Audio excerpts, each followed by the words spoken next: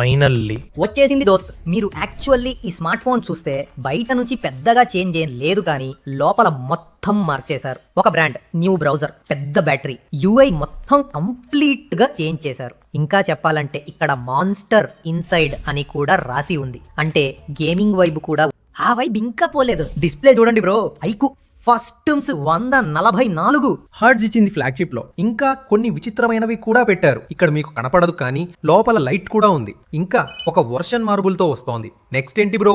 నా ప్రకారం ఒక స్టోన్ ఎడిషన్ కూడా ఉండాల్సింది. కాంక్రీట్ తో చేసిన ఫోన్ బ్రో.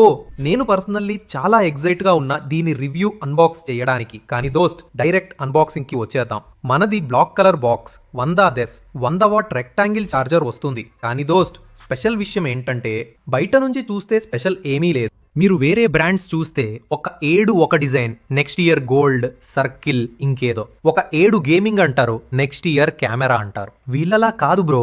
ఐక్యూ వాళ్ళ రూట్ వాళ్ళదే.